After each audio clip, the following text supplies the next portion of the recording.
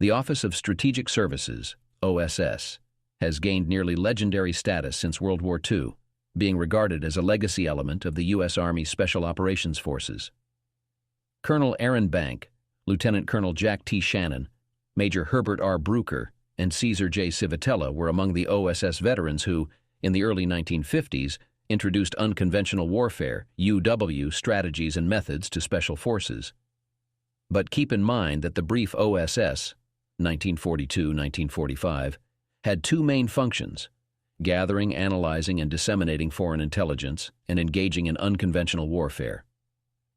The Research and Analysis, R&A Division, was largely responsible for the first, which was deemed the most crucial operation of the war. The majority of focus since World War II has been on UW's second goal.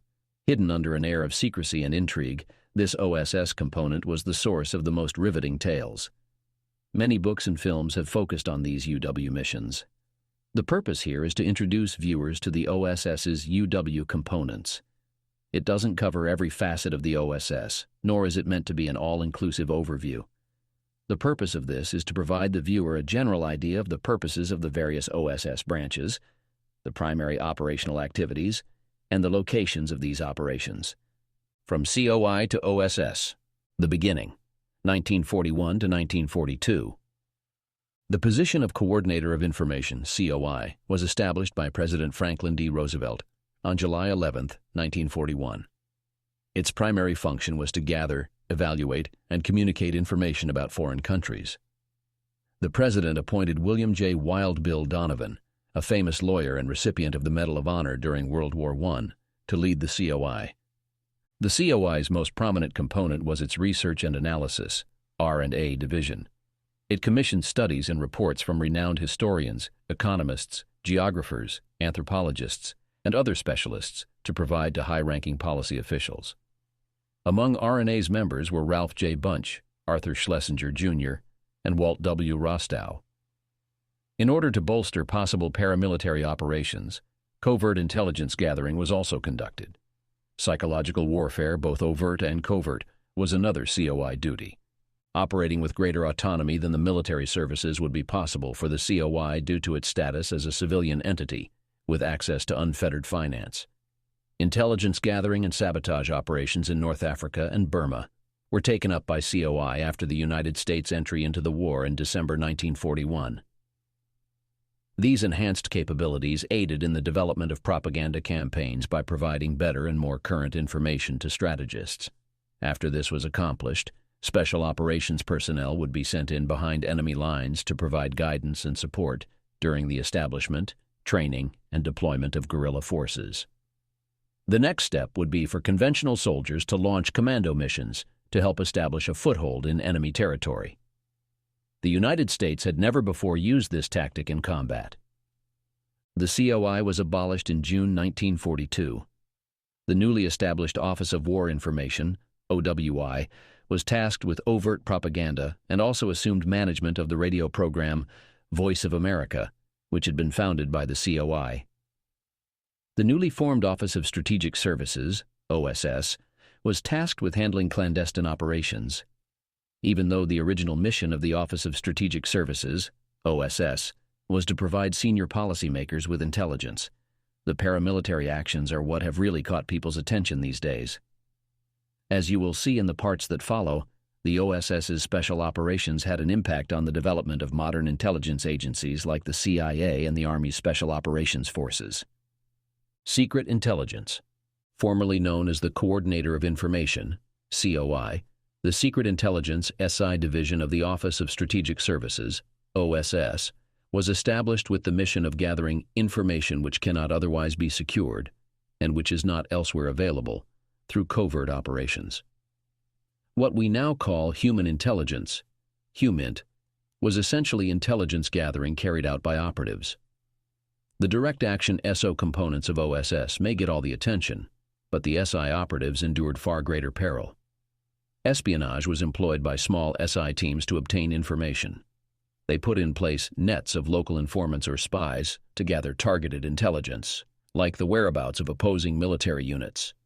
Soldiers from the SI often worked in small groups of 2 or 4 in neutral or enemy-controlled nations. Turkey, French Indochina, modern-day Vietnam, Portugal, Spain, Sweden, and Switzerland were hotspots for their activities. The Sussex program dispatched 29 SI teams to occupied France. The Germans only managed to capture and execute 3 Sussex teams, Choler, Philan, and Salaud. The Proust program sent 41 spies into occupied France. They suffered only 1 casualty. The subsequent head of the Central Intelligence Agency, CIA, Alan W. Dulles, accomplished one of the most outstanding accomplishments in SI. All German soldiers in Italy were surrendered by him on the 2nd of May, 1945. Despite happening only 6 days before Germany capitulated, Dulles's intervention spared countless lives for the Allies. Special Operations. The purpose of the Special Operations SO branch, which was established to serve as the American counterpart to the British Special Operations Executive, SOE, was to effect physical subversion of the enemy through 3 separate stages: infiltration and preparation, sabotage and subversion, and direct support to guerrilla, resistance, or commando units.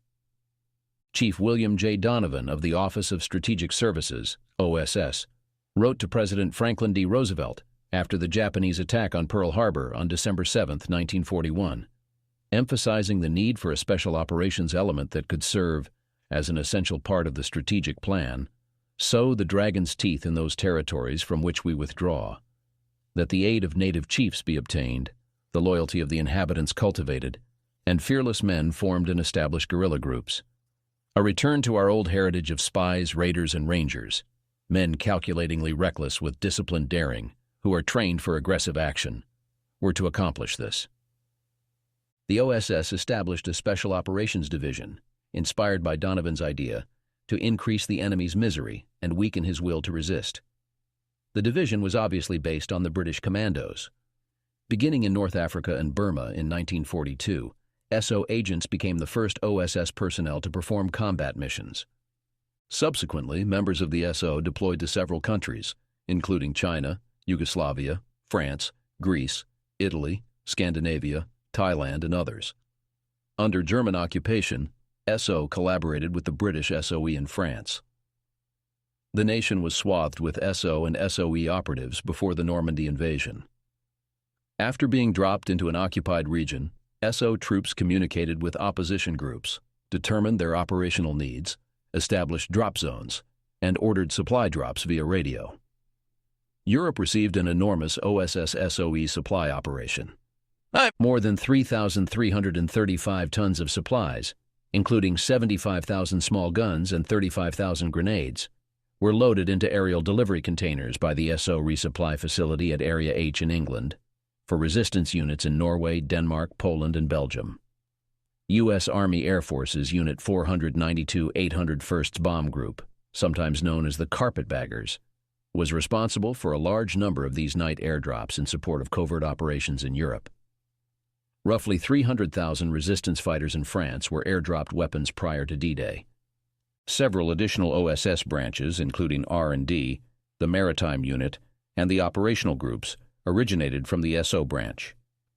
Allied Project Jedburgh and Detachment 101, which started out as a SO mission in Burma, were probably the most well-known SO undertakings.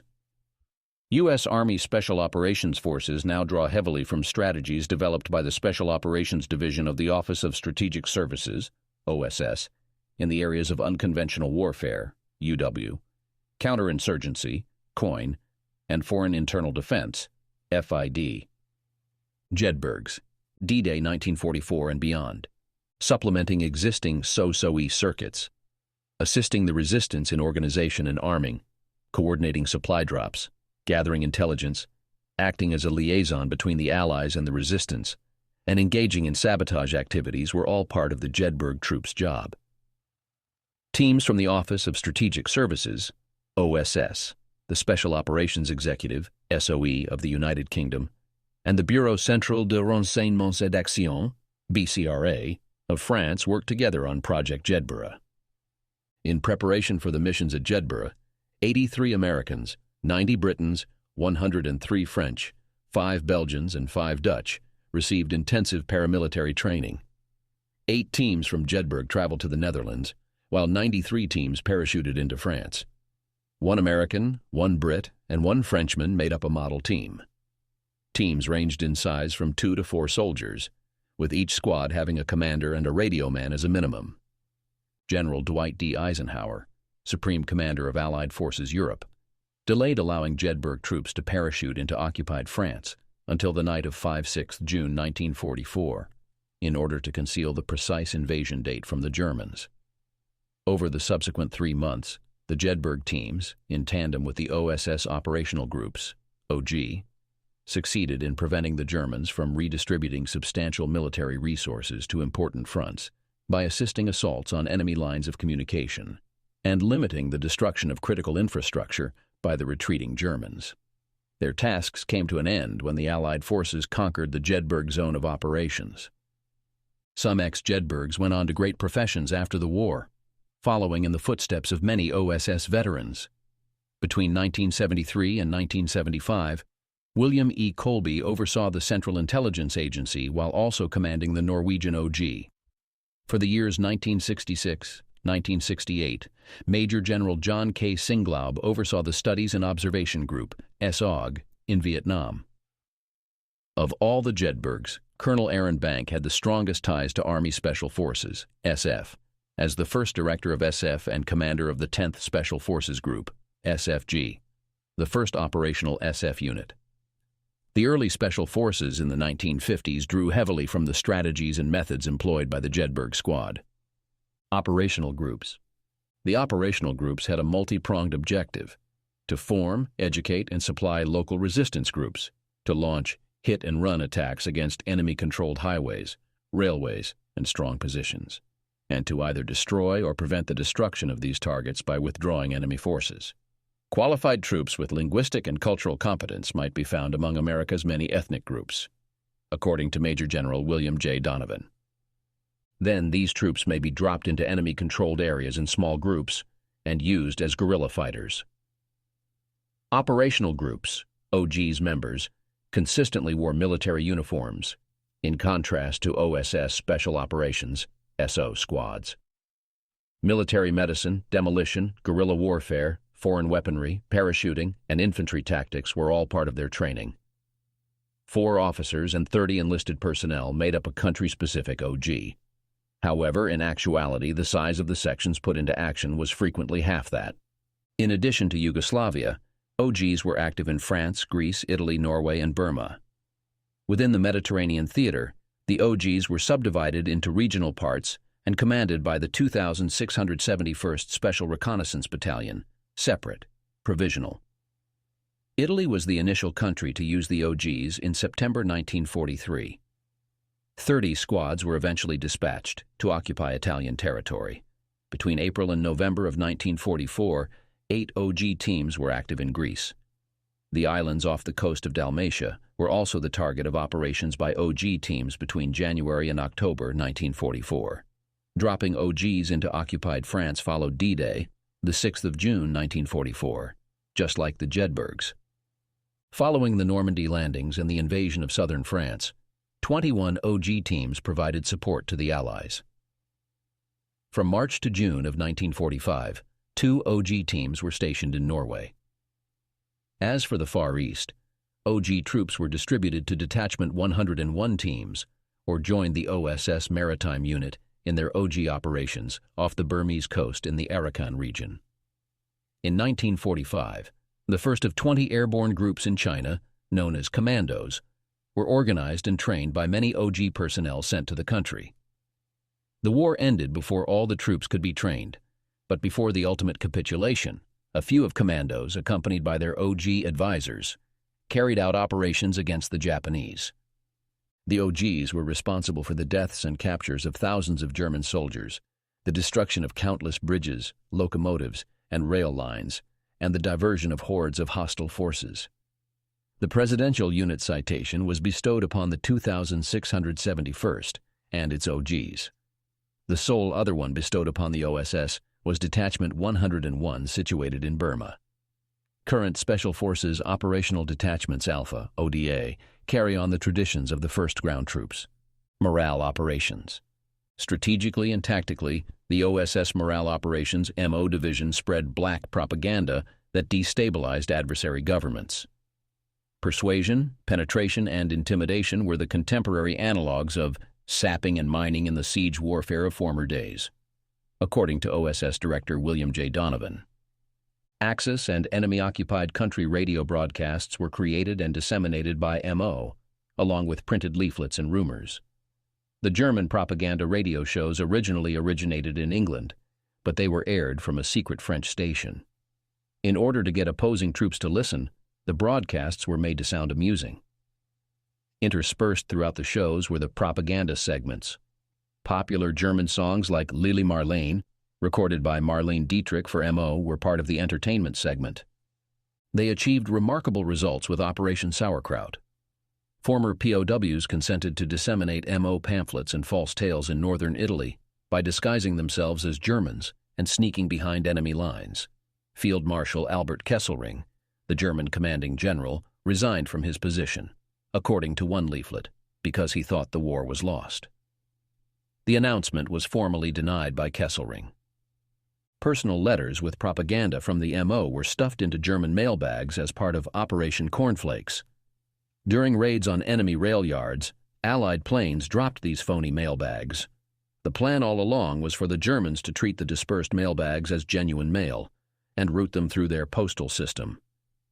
In Italy, some 10,000 enemy forces either surrendered or deserted due to the effectiveness of MO. Today, psychological operations may thank MO for these and other endeavors. Maritime Unit. Among the many tasks assigned to the Maritime Unit were the following: developing specialized surface and subsurface equipment and gadgets for use at sea, conducting maritime sabotage, infiltrating agents, and supplying resistance groups over the sea. When the necessity for a specific amphibious capability became evident to the Special Operations (SO) Aquatic Training Demand, the Maritime Unit (MU) was formed. The pioneering of MU's Special Operations Marine capacity was made possible by personnel from the Marine Corps, Coast Guard, Navy, and Army. Multiple theaters were covered by the Maritime Unit. Hidden in the Mediterranean, OSS operatives in Greece, Albania, and Yugoslavia were aided by a fleet of rented caiques, which were wooden fishing boats. Following Italy's capitulation, the MU and the San Marco Battalion, a distinguished naval outfit specializing in special operations, engaged in combat with the Germans. Attacking Japanese soldiers on the Arakan coast of Burma, the MU worked alongside an operational group in the Far East. They worked together to launch reconnaissance operations along the coast that was under Japanese control, occasionally venturing many kilometers up rivers that were under enemy control. It was the MU that pioneered special operations. Inflatable surfboards, two-man kayaks, and limpet mines that connected to a ship's hull were among the unique devices created or utilized by this early maritime combat group. As a captain in the United States Army at the time, Dr. Christian J. Lambertson created an early piece of kit for breathing underwater called the Lambertson Rebreathing Unit, LARU. The Lambertson unit allowed swimmers to approach targets undetected for long hours, since the LARU did not release the telltale air bubbles. Subsequently, the LARU was modified and utilized by the United States Army, Navy, and NASA.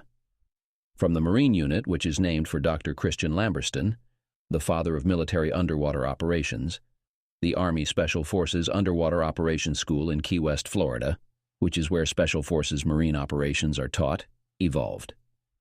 Research and development. Devices to aid covert OSS agents, improve intelligence collection, or enable sabotage operations were the goals of the Research and Development, R&D section. The OSS R&D section, AALAQ from the James Bond films, was responsible for creating or arranging for the production of unique weaponry and gadgets. The division worked closely with the British and helped them perfect their covert issue goods on multiple occasions. Only those serving in secret intelligence and special operations branches could make use of these unique tools. Special explosive and incendiary devices were the most important things developed by R&D to destroy enemy infrastructure, vehicles, and equipment. Some examples of these items are an explosive flower, exploding candles, sinking ships, and limpet mines. You could even bake with Aunt Jemima flour and eat it. An agent could leave with an explosive charge placed and know it will detonate at a later time thanks to clock timers and chemical and pressure-actuated firing devices created by R&D. Various goods were offered by the R&D branch. The notorious L capsule, packed with cyanide, was one of these items. If an agent were to be apprehended, they could bite the capsule to prevent the disclosure of information during torture. Along with other spy equipment, there was a matchbox-sized camera and a lock-picking kit that folded up like a tiny pocket knife. A number of weapons, like the high-standard .22 pistol and the M3 submachine grease gun, naturally possessed silencers. The Special Forces in Vietnam would go on to use a few of these. Communications branch. Recruiting and training radio operators, both military and civilian, in OSS training camps was the communications branch's job. They were also tasked with developing mission-specific radios and communications devices. Although it originated during the COI period, the branch did not officially become an OSS unit until September 22, 1942. An element devoted solely to OSS communications needs was necessary for mastery of OSS unique clandestine communications equipment, development of training programs for operating, maintaining, and repairing this equipment in the field, and support of the operational branch's specific needs. Personnel were taught in a 10-week program by the communications branch that covered topics such as encryption, radio repair, Morse code, and communications procedures and security. At OSS areas C, Prince William Forest Park, Virginia, and M, Camp McDowell, Napierville, Illinois, as well as on Catalina Island, California, communicators were taught. Individuals from the SI, SO, and OG branches who were designated as radio operators and recruits from the communications branch attended these training camps. Other OSS training camps run by the OSS Schools and Training Branch also received communications and radio familiarization training from the communications branch. Teams within the communications branch studied and created mission-specific receivers and transmitters like the SSTR-1. The SSTR-1's most popular way of concealment earned it the nickname suitcase radio. The SSTC-502 SSTR-6, dubbed the Joan Eleanor, was another item. The SSTC-502, Joan, a portable radio weighing 3.5 pounds, did away with the necessity for a cumbersome charger by operating on small, long-lasting batteries. The SSTR-6, Eleanor, was installed in a plane. The ground operator could communicate with OSS agents flying thousands of feet above them, miles away, thanks to this innovative technique that was created towards the end of 1944. This significantly reduced the likelihood of detection. The clandestine services communicators were its unsung heroes because they served as vital hubs for command and control. They were in charge of the radios for various units and teams in every theater where the OSS was active. Important messages had to be communicated to forces stationed behind enemy lines. In order to coordinate field operations, arrange resupply, and relay time-sensitive intelligence, radios were utilized. There were 26 OSS message centers in 15 nations that were manned by radio operators. Messages were received by these centers from the field teams, which were then sent to commanders and OSS headquarters. Additionally, commands and instructions were delivered to groups in the field from these centers. In order to meet this urgent demand, the U.S. Army Special Forces identified 4 levels of highly trained communication specialists: ODA, ODB, ODC, and the group. The vacancy is filled by the SF Communications Sergeant with the MOS 18 Echo designation. The OSS in Asia. OSS operations in Asia covered a huge geographic area with dramatically different climate and worked with numerous indigenous groups. The OSS in Asia was unique in that it was separated into detachments, unlike OSS in Europe. OSS Detachment 101, 1942 to 1945. In Burma, Detachment 101 was tasked with gathering information about the enemy's fighting strategy, locating potential targets for the 10th Air Force, rescuing fallen Allied air crews, and enlisting local soldiers, primarily Kachins, to fight as guerrillas. Detachment 101, the first Special Operations SO unit to be founded by the Coordinator of Information, COI, the organization that would later become the OSS, was activated on the 22nd of April 1942 under the command of Colonel Carl F. Eifler. As a result of its contributions to a combined operations campaign, Detachment 101 was dubbed the most effective tactical combat force in OSS. The Presidential Unit Citation was bestowed upon Detachment 101 in recognition of its outstanding performance throughout the war in the Far East.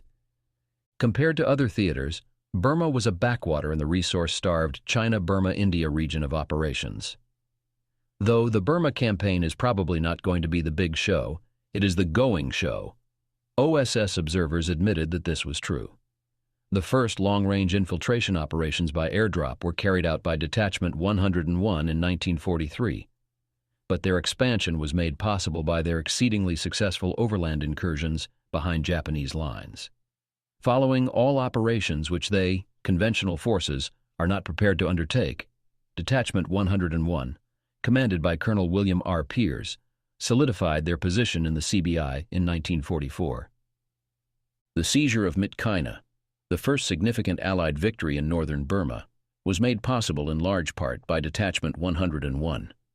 They ambushed Japanese soldiers, severed enemy communication lines, and served as scouts and guides for Merrill's marauders and the British Chindits. The Mars Task Force and other Allied units were subsequently supported in their southward advances by Detachment 101. The British 14th Army's campaign to recover the Burmese coast en route to Rangoon was assisted by the Arakan Field Unit, AFU, a sub-element of the unit. Elements of North Burmese Detachment 101 were assigned a more traditional mission following the collapse of the Burmese capital.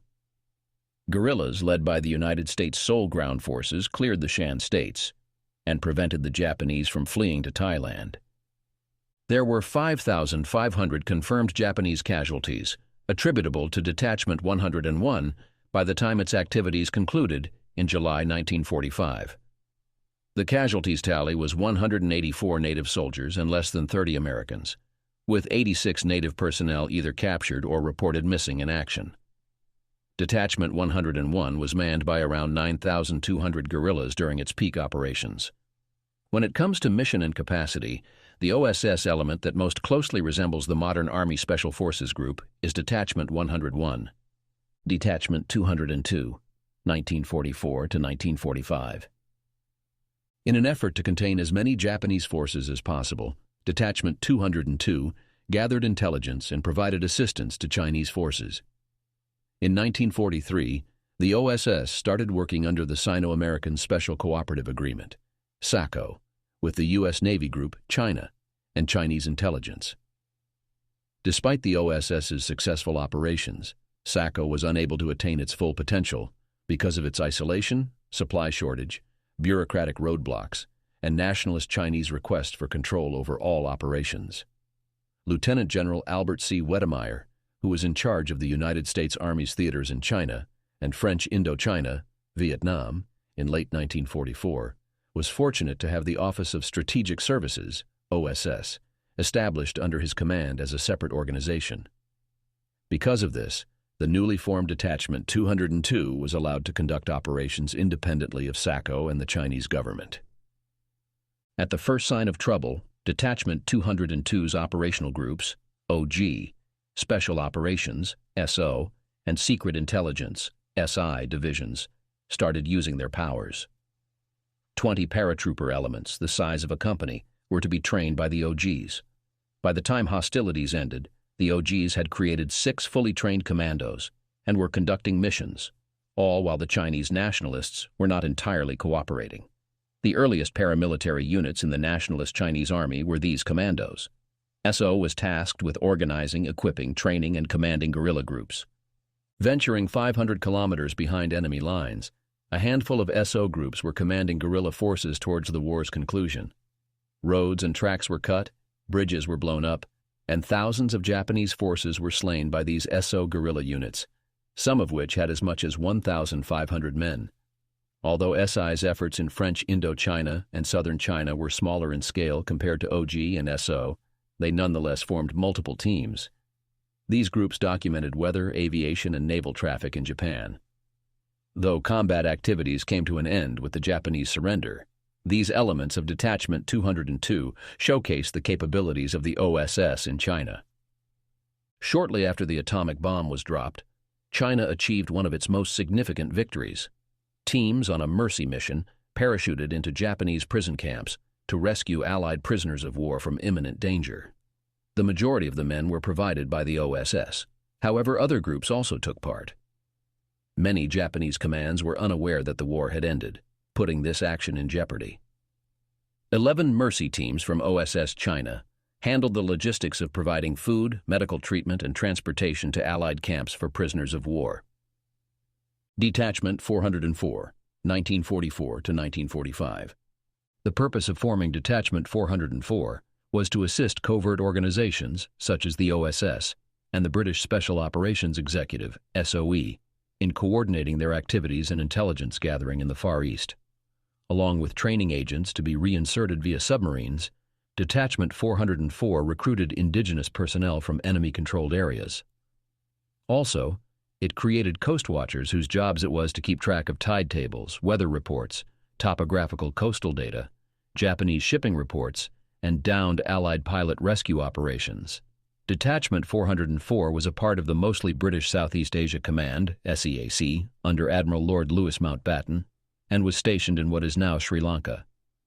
Thailand, the Andaman Islands, Malaya, Indonesia, Sumatra, and French Indochina, Vietnam, were all under the purview of Detachment 404. The OSS saw the most opportunity in Thailand, an occupied and uncooperative Japanese ally. The infiltration of Special Operations, SO, and Secret Intelligence, SI, personnel into Thailand in late 1944 was made possible by high-ranking leaders in the country. The war ended before these teams could be used, despite collecting volumes of intelligence and training a guerrilla army. In 1953, President Dwight D. Eisenhower selected William J. Donovan to the position of ambassador to Thailand due to the favorable impressions that the United States gained from the OSS support. Maritime Unit, MU members, SI personnel, and members of operational groups, OG, composed the 175-man Arakan Field Unit, AFU, of Detachment 404. In support of the 15th Indian Corps of the British 14th Army, it was deployed along the Burma coast. Detachment 101 took over the AFU's operations in February 1945. Along the Arakan coast and up its many inlets and rivers, OG and MU troops worked together to perform reconnaissance missions. Elements of the AFU gathered sensitive information while assisting in the liberation of Rangoon. The OSS's ability to adapt and persevere in the face of intense political pressure allowed them to complete all of their objectives. An enduring legacy, 1945 to present. The OSS reviewed its actions during the war when it came to a close. Their involvement in battle and intelligence gathering on a global scale spanned over 3 years. There were 13,000 people working with the OSS in December 1944, with 7,500 of those people serving abroad. When compared to a U.S. Army infantry division during World War II, the OSS was significantly less in size. The Special Operations divisions couldn't have survived in the post-war age. Even though he knew the OSS was going to be disbanded, Major General William J. Donovan tried to keep the secret branches by merging them into an intelligence agency that would operate throughout peacetime. Setting up a contemporary intelligence system is not easy, Donovan reasoned. When there are no hostilities, it becomes much more challenging to do so. Donovan was given the order to dismantle the OSS by the 1st of October 1945 by President Harry S. Truman, despite his best efforts. The most valuable OSS function, research and analysis, R&A, was transferred to the Department of State. As part of the Strategic Services Unit, SSU, the War Department took over the remaining OSS assets. There was a decrease in the amount of intelligence collected by organizations like Secret Intelligence, SI, and the OSS Counterintelligence Unit, X2. The paramilitary branches that were dismantled were the Maritime Unit, MU, Special Operations, SO, and Operational Groups, OG. The Central Intelligence Group, CIG, was established as a temporary organization by President Truman in February 1946.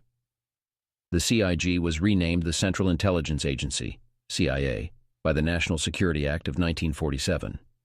Donovan is still considered a founding father by the CIA, despite the fact that the agency did not come into existence until 2 years after the OSS was disbanded. Another group that OSS helped was the Special Operations Community. The United States Army Special Forces were established in 1952 by Colonel Aaron Bank, a former Jedburgh. While serving in the 1st Special Service Force, Bank recruited veterans of airborne forces, the OSS, and Wadiwatu to join Special Forces. The emblem of the United States Army Special Operations Command, which was established in 1989 at Fort Bragg, North Carolina, features the Fairbairn-Sykes dagger, which was used by certain OSS members. The United States Special Operations Command takes pride in its ties to the OSS, as shown by its shoulder patch, which is a modified version of the unofficial OSS spearhead emblem. For more secret stories of cunning, endurance, and iron resolve, subscribe to The Shadows and the Past.